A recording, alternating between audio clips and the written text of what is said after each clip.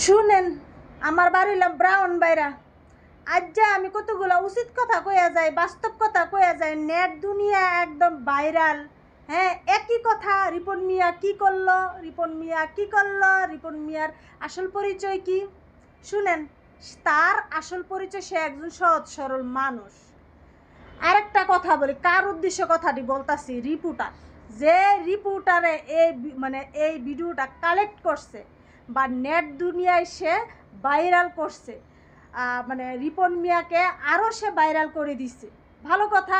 তবে রিপোর্টারকে আমি কিছু কথা বলি। এই হুন, তোর কি ভাই আর কোনো খাইয়া লইয়া কাম নাই?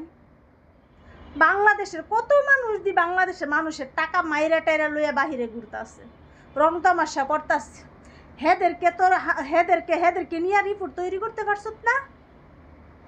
না হেদের হেডাম আছে, হেদের লগে পারতি না? ওই রিপন মিয়ার সাথে পারবি? সহজ সরল মানুষ, গ্রামের মানুষ, সারা দুনিয়ার মানুষ থাকতে তুই কেড়ে গেলি হে দেশের মধ্যে আরেক জায়গার মধ্যে রিপন মিয়ার বাপ মারে নিয়ে এসে তুই রিপোর্ট তৈরি করতি। রিপন মিয়ার বাপ মারে রিপন মিয়া দায়িত্ব পালন করে না এমন বাংলাদেশে হাজার হাজার ছেলে মেয়ে আছে যারা ডাক্তার, ইঞ্জিনিয়ার, কোটি কোটি টাকার সম্পদের মালিক এবং বাবা মা কইরা দিছে। সেই বাবা মা হয়তো বৃদ্ধাশ্রমে থাকে, খোঁজ নিয়ে দেখ, সেই বাবা মা ওই বৃদ্ধাশ্রমে থাকে। সেইগুলা নিয়ে না রিপোর্ট তৈরি করবি? কি লিগা আকামের জন্য তুই রিপন মিয়ার কাছে গেছো, রিপন মিয়ার বাপের কাছে গেছো, রিপন মিয়ার মারে তুই আওতাও করে বুঝাইছ? তুই তাইলে গ্রামের মানুষ, সহজ সরল মানুষ। রিপন মিয়া কিন্তু কোনো সময়ই কিন্তু মিডিয়ার সামনে আসতে চায় নাই।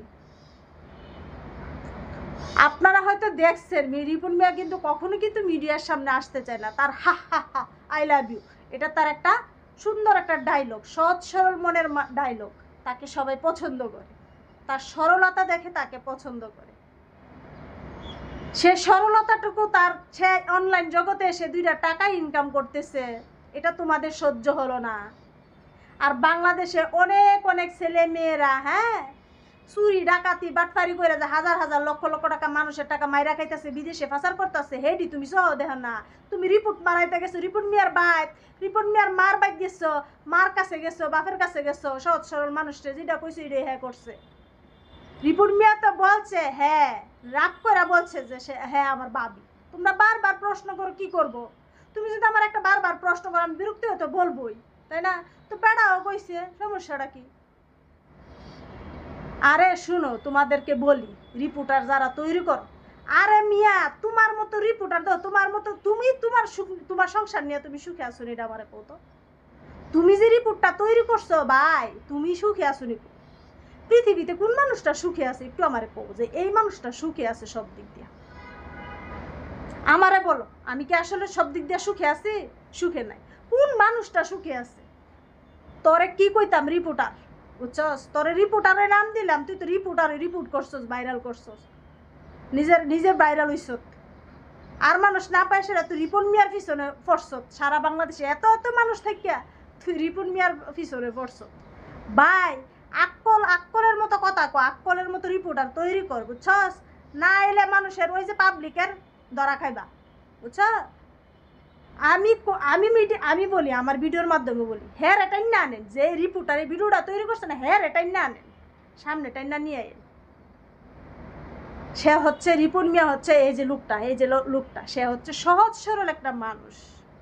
সে 2টা টাকা ইনকাম করছে অনলাইন জগতে, এমন করে হাজার হাজার পাবলিক ইনকাম করতেছে, সহজ সরল ভালোবাসা কথাগুলো দিয়ে মানুষের মন জয় করতে পেরেছে। বা এখন বল সমস্যাটা কোথায়? সমস্যা আছে? কোনো সমস্যা নাই। দেখছো সে কিভাবে কান্নাকাটি করতেছে মারে জড়াইয়া ধইরা? তার কথাগুলো শুন, সে তার সহজ সরল মনের ভাষার কথাগুলো শুন। সে তো কখনো তার পরিবারে নিয়ে আসে নাই মিডিয়াতে, তার পরিবারকে কখনো নিয়ে আসে নাই সোশ্যাল মিডিয়াতে। সে চায় না তার পরিবার আসুক, সে ভিডিও করে তার নিজের মতো করে। সে আগে রাজমিস্ত্রির কাজ করতো, সহজ সরল মনে সহজ সরল ভাষায় সে ভিডিও তৈরি করতো, এখনও তৈরি করে। তার পরিবার কেউ তো চায়, অনেকে চায় তার পরিবার নিয়ে ভিডিও করতে, পরিবার নিয়ে আসতে। সে চায় না, সে তার পরিবার নিয়ে আসে না। তোমরা বারবার প্রশ্ন করবা, খুঁচায় খুঁচায় বাই করবা, তোমরা আর বাংলাদেশের কোন নিউজ পাও না। বাংলাদেশ শেষ হয়ে যেতেছে গা। হ্যাঁ, ইটা করতেছে, ইটা করতেছে, মুখ ইটা করতেছে, অমুক ইটা করতেছে, অমুক দল ইটা করতেছে, অমুক দল ইটা করতেছে, হিটা দেখো না তোমরা, হেঁটে নিয়ে তোমরা রিপোর্ট তৈরি করতে পারো না, তোমরা ধরে নিচ্ছি রিপোর্ট মেয়ারা লইয়া, তোমরা রিপোর্টার। হ্যাঁ,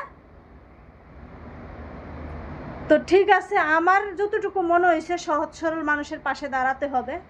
আমার কাছে মনে হয় সে একজন ভালো মানুষ।